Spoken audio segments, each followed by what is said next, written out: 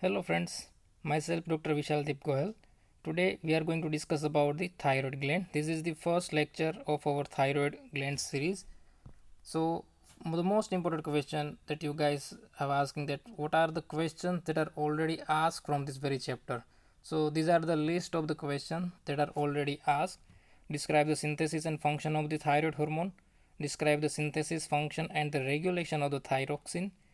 Discuss the function and abnormalities of the thyroid hormones. Describe the effect of alteration in thyroid hormone in humans, that are the applied aspect, and the cretinism. Again, it's the applied aspect. It is a SQ short question. Now let's discuss about thyroid gland. So starting with the first, the anatomy, the functional anatomy. As you guys already know that thyroid gland is the largest endocrine gland that we have, and it has a two lobe that is located on the either side of the trachea, and these two lobes are joined by isthmus. Now the weight of the thyroid gland is basically 25 gram more or less in adult, and it is the highest amount of blood supply, like 500 ml per 100 gram of the tissue per minute. Now this thyroid gland has a two hormone that is secreted by it. First is the thyroid hormone obviously, and the second one is the calcitonin.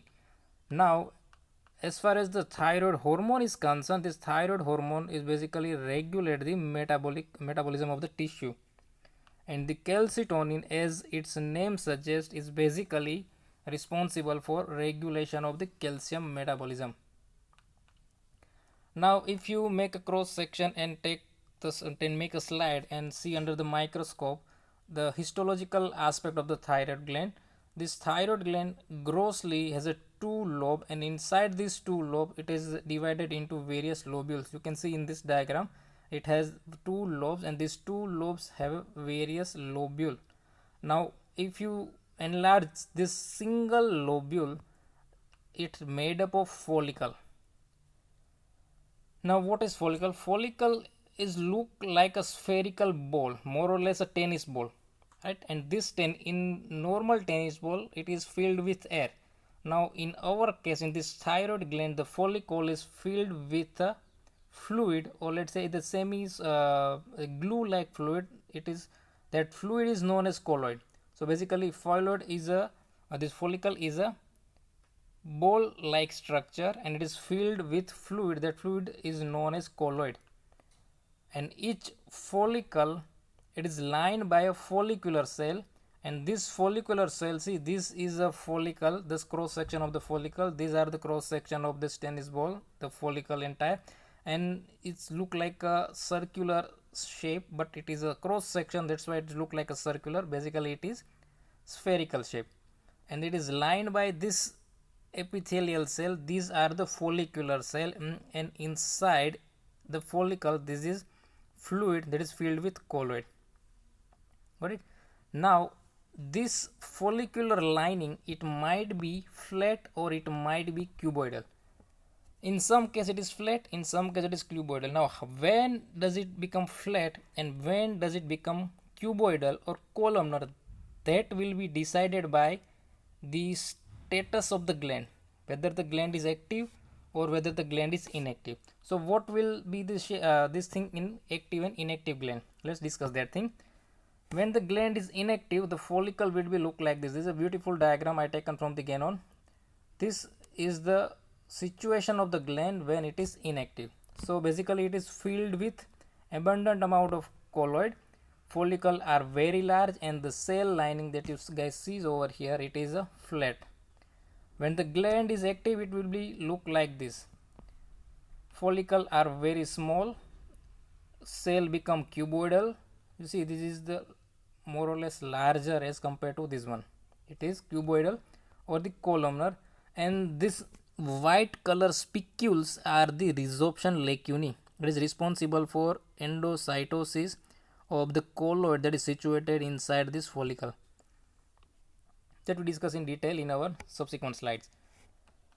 Now as far as this colloid is concerned, this colloid is filled with it's filled with large glycoprotein. That glycoprotein, the name of that large glycoprotein is the thyroglobulin, and inside that thyroglobulin molecule the thyroid hormone. This TH is the thyroid hormone. This thyroid globulin molecule contain thyroid hormone molecule inside it. So basically this colloid is filled with glycoprotein, and the name of the glycoprotein is thyroglobulin. And thyroid gland also have this parafollicular C cell. You can see over there, there is a parafollicular C cell. That parafollicular C cell, also known as just C cell, it secretes the calcitonin. So you might be wondering that this is thyroid, it has a thyroid hormone secreting cell, it has a calcitonin secreting cell. Now what about the parathyroid gland? Where this parathyroid gland will be situated? Let's see where this parathyroid is situated.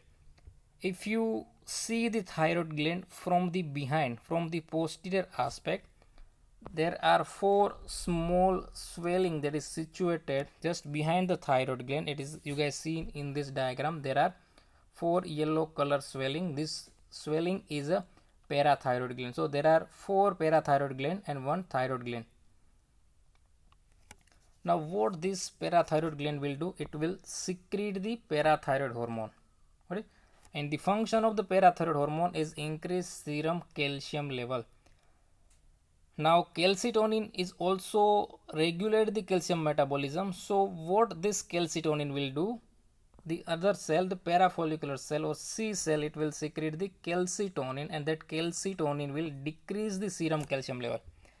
So you see, parathyroid hormone is increase calcium and calcitonin decrease calcium. So there might both hormones are responsible for balancing the normal calcium amount in our body. Now let's discuss in detail about the thyroid hormone. First, the introduction. Thyroid hormone, basically there are 2 types of the thyroid hormone. One is inactive, another one is active. Now inactive is the thyroxine. Basically 93% of our circulating thyroid hormone are the thyroxine, and the active one are T3, that is 7% of the hormone that is situated inside our circulation. Now all the thyroxine is converted into T3 before its action. Why? Because T3 is more potent than the thyroxine, is 4 times more potent than the thyroxine. Now what is the full form of T3? T3 stands for triiodotyrosine. Alright, so basically it has a 3 iodine molecule attached to it, and T4, it has a 4, or thyroxine has a 4 iodine molecule attached to it. Let me give you the exact chemical structure of this T3 and T4. See, in triiodotyrosine, thyronin, basically there are 3 iodine molecule attached to it, and in thyroxine there are 4 iodine molecule attached to it. But attached to where? It is basically attached to one amino acid, this one, it is tyrosine. So what will actually happens in synthesis of thyroid hormone? The thyroid gland will take this one molecule of tyrosine and just make attachment of the iodine molecule. Now how thyroid hormone will be formed? So to synthesis the thyroid hormone, we need 2 things. One is amino acid tyrosine, this one, and the another one is iodine. We have to just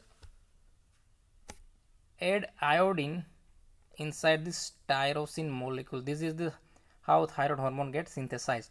Now before we start the synthesizing process, let's discuss a very few details of iodine.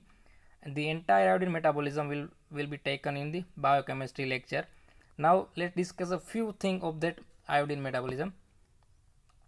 Iodine is basically essential for the thyroid hormone, and the requirement of iodine is very small. It is 50 milligram per year, and iodine is basically iodide form in our diet. So it is absorbed from GIT as a iodide form, and absorption will be take place same as chloride. Now most of the iodine will be excreted by the kidney, but only 1/5 will be removed by thyroid gland, and remaining will be removed by the kidney. And the source of the iodine will be the seafood, milk, and the vegetables. So here comes the question, what will happen in iodine deficiency? Now you see, there are certain substances that are interfere with the iodine utilization by the thyroid gland. That substance that interfere with the iodine utilization, they are known as goitrogen. The two well-known goitrogen are the cabbage and cauliflower. Yes, patta gobi and full gobi. Gobi and flower. Now, the steps of the thyroid hormone synthesis. So, as far as the book is concerned, they divided the steps of thyroid hormone synthesis into 5 or 6 steps, but the summary remain the same. We have to just make sure that tyrosine molecule will have iodine attached to it, right? So these are the list of the steps, but do not get confused with this entire sequence of the steps. First step is the iodine trapping in follicular cell. Second one is formation of thyroglobulin. Third one is the oxidation of the iodine. Fourth one is the organification of thyroglobulin molecule, and finally the release of the thyroid hormone. So I mentioned over 5 steps of the thyroid hormone synthesis. By these 5 steps, we are just going to attach iodine molecule to the tyrosine molecule, right? So the first, I'm going to show you a figure that in which we are going to understand the entire sequence of events. This is the figure. See, in this figure you can see that there is one thyroid follicle. This red color, this pinkish color is the colloid material. This one is the epithelial lining. Over here there is one slide showing there is a blood vessel over here. So if you enlarge this figure like this, it is this light pink color is the colloid. This one is the entire follicle cell, and over here it is the blood vessel. And I told you in our earlier lecture that the membrane that is near to the blood vessel are the basolateral membrane, and away from the blood vessel is the apical membrane. You see, so apical membrane will be faced towards colloid and basolateral membrane will face toward blood vessel. We are going to use these two terms, basolateral membrane and apical membrane. So make sure that you understand that apical membrane is faced towards colloid, basolateral membrane will be faced towards blood. Okay, let's start. Our first step is the iodine trapping.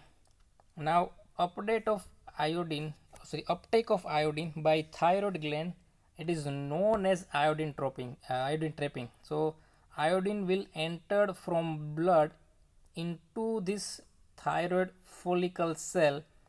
This process is known as iodine trapping. That will be done by a symport that is situated over the basolateral membrane. The name of that symport is NIS. Basal membrane has a NIS. NIS, the full form of NIS is sodium iodine symport. Okay, that sodium iodine symport will pump the iodine inside this thyroid cell. Via this symport, iodine will be taken inside along with the sodium. Now the number of iodine will be taken inside is 1 along with 2 sodium. So 1 iodide plus 2 sodium. You see, iodine will be trapped in the form of iodide. Remember that thing. We are going to use that thing in our subsequent slide. So this iodine transportation, the NIS molecule or NIS pump will be present apart from thyroid gland inside salivary gland, then the gastric mucosa, then the placenta, then the ciliary bodies of the eye, choroid plexus, and finally the mammary gland. I show you the list of these organ that is in which this iodine trapping will be take place, because in recent MCQ they show you this thing as an option and ask that in which of the following organ this iodine transport will be taking place. Now why this NIS? The iodine concentration will be up to 30 times. This increased iodine trapping via this NIS up to 30 times, and according to the guidance, that iodine trapping, the concentration of the iodine sometimes is increased up to 250 times. Now here's the thing, there are anions perchlorate and thiocyanate. Both this anion, perchlorate and thiocyanate, will block the NIS by competitive inhibition. They are going to compete with this iodine and make sure that iodine cannot use this pump to iodine trapping, right? So basically they are going to inhibit the iodine transport inside this cell. Now this is all about the iodine transport from the basolateral membrane inside this thyroid follicular cell. Now we need that iodine inside this region, the colloid region. That region is close to this membrane, that is apical membrane. So iodine is supposed to get transported from apical side inside the this colloid. That transportation will be taking place by antiport, chloride iodine antiport. So the transportation of this level at the basolateral membrane is basically via symport, and at the apical level it is by antiport, this chloride iodine antiport. That pump, that transport protein is known as a pendrin. Remember the term pendrin. Now where does this pendrin word came from? This is the protein that is first identified as a product of gene that is responsible for Pendred syndrome. Right, what is Pendred syndrome? Let's discuss what is the Pendred syndrome. Now this pendrin molecule is present in two structure. One is the follicular cell of the thyroid, as we guys already know, and the another structure that have a pendrin molecule is the inner ear. So if there is a mutation in pendrin gene, it leads to Pendred syndrome. Now what happens, what is the clinical picture of this Pendred syndrome? There is a problem in thyroid, it will leads to goiter, and again the problem with this inner ear, it will leads to sensory neural deafness. So it might be asked in any comments of what is the Pendred syndrome. You have to write it down in these 3 or 4 sentences. Now there is one comment is actually asked in our previous exam, is like that anion like perchlorate and thiocyanate are anti-thyroid substance. That's why I incorporate these two names in our previous slide. What you have to write it down, same thing that we write it down in our previous slide. That is, uptake of iodine occur by iodine trapping. Basal membrane has an iodine pump known as NIS. Both thiocyanate and perchlorate anion, it competitively inhibit the iodine transport by competitive inhibition. So they block the NIS and ultimately they are anti-thyroid substance. Now up to this we just transported the iodine inside the colloid. Now we need to transport tyrosine molecule inside the colloid. So finally this iodine get attached to the tyrosine molecule. For that we need to form thyroglobulin. Now what is thyroglobulin? In simple term, thyroglobulin is a polypeptide that have a lots and lots of tyrosine molecule attached to it. So basically polypeptide, so it has to be synthesized in the same fashion as the protein synthesis will take place. So the formation of thyroglobulin, endoplasmic reticulum and Golgi apparatus will synthesize the glycoprotein named as a thyroglobulin. Now this thyroglobulin molecule has a tyrosine residue attached to it. It is about 123 tyrosine residue. This figure I will take from the guidance. Each thyroglobulin molecule has a 123 tyrosine residue attached to it. In this 123 tyrosine residue, only 4 to 8 are normally form the thyroid hormone. Remaining are waste. Now see, now we have two things. Iodine, it is already present over this colloid, and we have thyroglobulin molecule. Again it will be this thyroglobulin molecule will enter inside the colloid. Now the only remaining thing that we have to make a thyroid hormone is just to bind this iodine inside this thyroglobulin molecule, right? But to bind this iodine, this iodide, the iodide, we have to oxidize the iodide into iodine. Once this iodide get oxidized, then and then this iodine will be bind with this tyrosine molecule. So the third step is the oxidation of the iodine. Now this iodide will be oxidized into oxidized iodide by the the enzyme known as peroxidase. Right, this peroxidase is basically located at the apical membrane. See this pendrin molecule, very near to the pendrin molecule this peroxidase enzyme will attach to it, and once this iodide will transported inside this colloid, it is immediately oxidized into oxidized iodine, right? So this peroxidase is basically located in the apical membrane, and it provide oxidized iodine at the same point where this thyroglobulin will be released. Got it? So once this thyroglobulin will enter inside the colloid, this oxidized iodine is waiting for it to attach to the tyrosine residue. So this peroxidase enzyme is responsible for iodide, this oxidation of iodide. It will be blocked by the these classes of the drug. That is the class is the thioamides. Let me give you the two drugs, propyl thiouracil and the carbimazole. Both are going to inhibit the peroxidase and ultimately inhibiting the thyroid hormone synthesis. Now this peroxidase will be also inhibited by iodide itself. So there are more amount of iodide, it will be inhibit this peroxidase enzyme. Now this is all about the oxidation of the iodine. Now what we have oxidized iodine over here, where at the colloid level we have a thyroglobulin molecule. This one is the thyroglobulin molecule in which there is tyrosine molecule attached to it. Now only thing that is remain is we have to just attach this iodine to this thyroglobulin molecule. That binding of oxidized iodine with the thyroglobulin molecule, it is known as organification.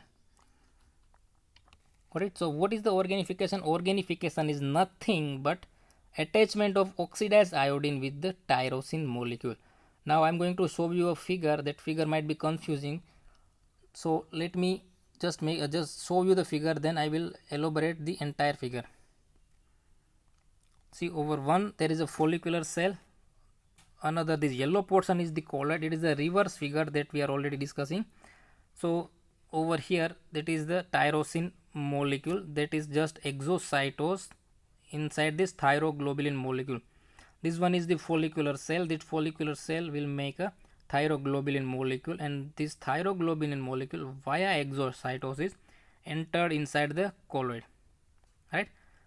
Now this one is the iodine molecule. This iodine molecule will be entered inside this colloid via pendrin, and this iodine is ultimately going to attach with this tyrosine molecule and make this structure known as MIT. MIT means monoiodotyrosine. Single iodine is attached to the tyrosine molecule. Alright. When the second iodine will attach to the tyrosine molecule, it make a DIT, diiodotyrosine. So we get two structure. One is MIT, monoiodotyrosine, DIT, diiodotyrosine. Now this mono and di is basically the number of iodine molecule attached to the tyrosine molecule. When this MIT and DIT will be combined, they make this T3, triiodotyrosine. Okay, so to make a triiodotyrosine, this MIT has to be attached with this DIT. This thing is known as coupling, and once two molecule of DIT attach to each other, they make a tetratyrosine, basically T4. So this attachment is known as coupling. The MIT attached to DIT, it make a T3. DIT attached to other this DIT molecule make a tyrosine. So this is known as the organification. Now how will you write it down in exam?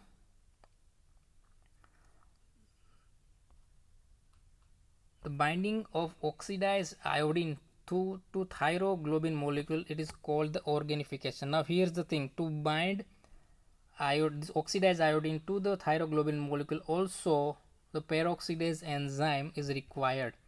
So oxidized iodine will bind with the tyrosine by same peroxidase.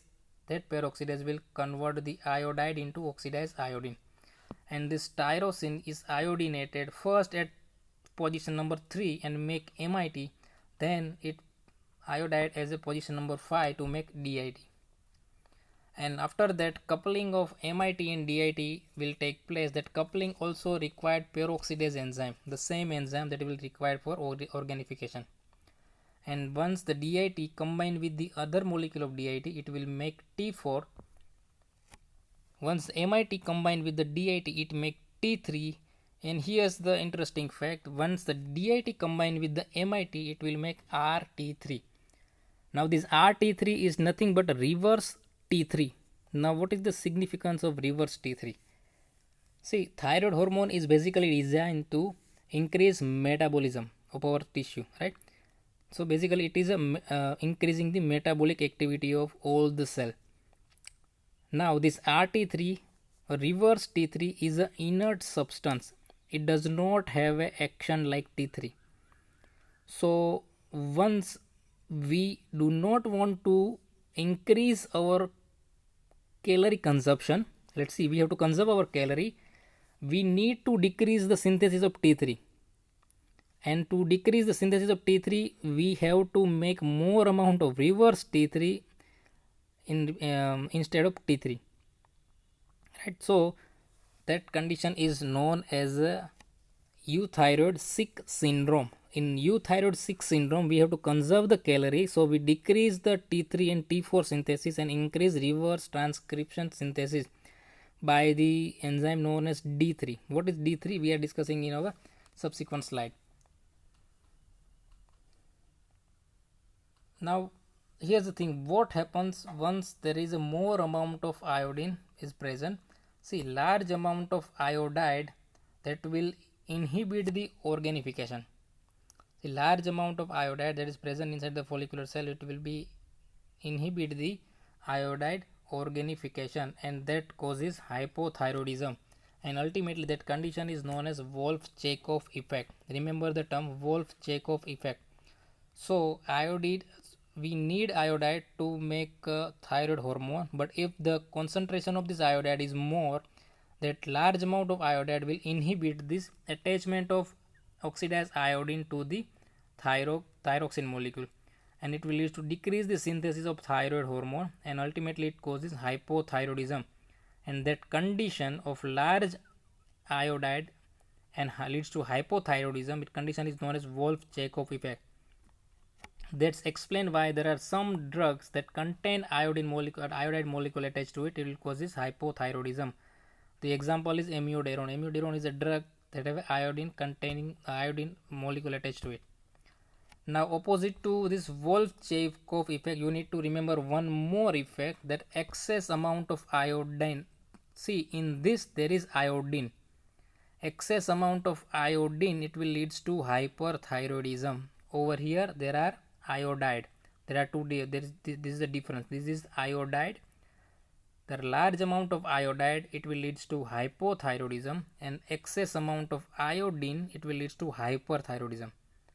That condition is known as Jod-Basedow effect, and ultimately it will be seen in Graves' disease. Now what is Graves' disease? We discuss in our subsequent lecture. But right now in this slide, the most important thing is that large amount of iodide, it will leads to hypothyroidism, and the name of the effect is the Wolff-Chaikoff effect. And the excess amount of iodide, the large amount of iodine, it will leads to hyperthyroidism, and the condition is known as Jod-Basedow effect. Right, now up to that we make a thyroid hormone inside the thyroglobulin. Now let's discuss about the storage of the thyroid hormone. See, thyroid gland is an unusual type of endocrine gland. Its ability to store hormone. So after the thyroid hormone synthesis, each thyroglobulin molecule has about 30 molecule of T4 and few molecule of T3 attached to it. And in this form, this thyroid hormone is going to store in the colloid for about 2 to 3 months. So when the synthesis of thyroid hormone ceases, the physiological effect of the deficiency are not actually observed for the several months. The another beautiful thing in the thyroid gland is that the storage of the thyroid hormone will not take place inside the cell. Instead, they synthesize the hormone and stored inside outside the cell, inside this colloid fluid. Got it? So thyroid gland is basically unusual gland for two things. One is that they store a hormone for a large amount of time, or quite sufficient amount of time, and also the storage will be take place outside the actual cell. Got it? This is about the storage of the thyroid hormone. Now how this thyroid hormone will be released? Again, let me show you the diagram of the thyroid hormone releasing the entire sequence. This yellow color portion is the colloid. This red color portion is the blood vessel. So this is supposed to be the basolateral membrane. This one is the apical membrane. This is the follicular cell. Got it? Now what will happen to release the thyroid hormone? This is the colloid. This colloid has a two thing. One is this thyroglobulin molecule. Inside this thyroglobulin molecule there are T3, T4, MIT and DIT. All these things are inside this thyroglobulin molecule. So what we have to do, we have to take the thyroglobulin molecule inside the follicular cell, cut the T3 and T4 and release inside the blood circulation. This is the actual sequence. Now to make this sequence, this apical membrane will extend a pseudopod and take some portion of this colloid inside this and make a vesicle like this. So first there is a pseudopod extension, then making a endocytosis, and this follicle, this vesicle contains thyroglobulin. TG means thyroglobulin, and T3 and T4 attached to it. Once this vesicle will be formed, this vesicle is going to fuse with the lysosome that contain the digestive juice and this digestive enzyme. Once this endocyte vesicle fused with the lysosome, this T3 and T4 will be detached from the thyroglobulin molecule and it will be released inside T3 and T4.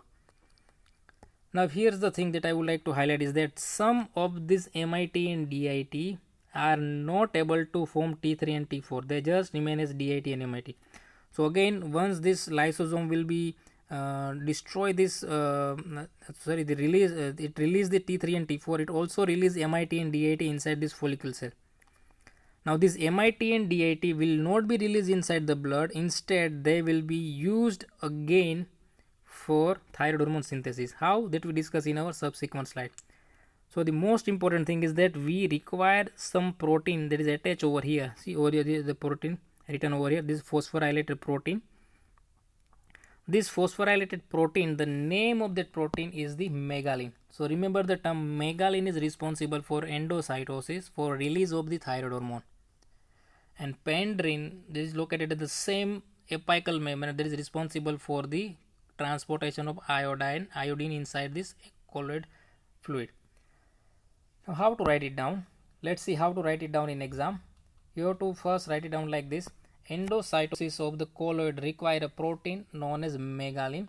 First, the apical surface of the thyroid cell send a pseudopod, and pseudopod extension fuse and form a vesicle and contain a small part of colloid fluid containing thyroglobulin. This vesicle will enter inside the follicular cell by endocytosis, and lysosome will fuse with the colloid containing vesicle that contains the digestive enzyme. Now this enzyme will digest the thyroglobulin molecule and release T3, T4, MIT and DIT. And in this 4, T3 and T4 will be diffused into surrounding capillaries. Now what will happen to the MIT and DIT? That's the question. What will happen to the MIT and DIT? Now 1/3 portion of the iodinated tyrosine in the thyroglobulin molecule, they never become thyroid hormone, but they remain MIT and DIT. Now let's see that during the digestion of the thyroglobulin molecule, this MIT and DIT will also get freed, but they are not secreted inside the blood. Instead, the iodine molecule that is attached to this MIT and DIT will be cleaved by the enzyme known as deiodinase. This is the D. This deiodinase enzyme has a 3 subtype, D1, D2 and D3. And this deiodinase enzyme has a very special, a very rare amino acid required for their activity. The name of that amino acid, write it down somewhere, it is selenocysteine. It is the 21st amino acid. In Guyton, the enzyme responsible for this cleavage, it is written like this: microsomal iodotyrosine deiodinase. I repeat myself one more time. MIT and DIT are deiodinated by microsomal tyrosine deiodinase. This is the name that is written in Ganon.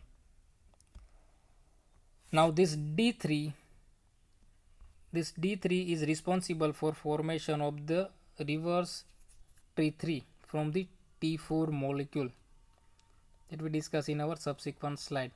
Now let's talk about the normal values. Thyroid gland secrete T4 about 80 microgram per day. It secrete T3 into 4 microgram per day, and finally reverse T3 in 2 microgram per day. So T4 80 microgram per day, T3 4 microgram per day, and reverse T3 2 microgram per day. And the normal value that is present inside the circulation, this T4 is basically 8 microgram per deciliter, and T3 is 0.15 microgram per deciliter. Remember the normal value of the secretion that might be asked in exam. The normal value that is present inside the blood, it is not frequently asked, but the how much amount of T3 T4 will be secreted via thyroid gland, that is asked in MCQ. Now here might be the question, what is the actual amount of TSH? How the actual TSH will be secreted? The amount of TSH that will be secreted is 110 microgram per day, 110 microgram per day. Now let's talk about the transport of the thyroxine and T3 molecule. Now on entering to the blood, 99% of this thyroid hormone will be in bound form. The 1% is in the free form. Both will be bind with thyroid binding proteins, TBP. Now this thyroid binding protein is 3 type. One is albumin, another one is transthyretin, and last one is thyroxine binding globulin. Now this transthyretin molecule is nothing but prealbumin. It is formerly known as thyroxine binding prealbumin, but nowadays the term will be changed into transthyretin. Now here's the thing, I will give you the half-life of these 3 binding globulins that is asked in MCQ. Albumin has a 13 days of the half-life, transthyretin has a 2 days, and the thyroid binding globulin has a 5 days. Now see, thyroid binding globulin, this TBG, has the highest affinity to bind the thyroid hormone, highest affinity, right? And this albumin has the highest capacity to bind the thyroid hormone. These two are the two different things. Highest affinity is TBG, this thyroid binding globulin, but because of the large amount and more half-life, the albumin has the largest capacity. So there are 2 different type of MCQ might be asked. One is about affinity, the largest affinity, the highest affinity is for TBG, and the largest capacity to bind the thyroid hormone is albumin. Right? Now apart from this thyroxine and T3, the T4 and T3, T4 has a strong affinity to bind this binding protein, and the half-life is 7 days. On the other hand, T3 has a less affinity to bind the thyroid binding protein, and half-life is 1 day. So basically T3 has a half-life of 1 day and T4 has a half-life of 1 week. This is easy to remember. This is all about our today's lecture. Next time when we meet, we are going to discuss about the action of the thyroid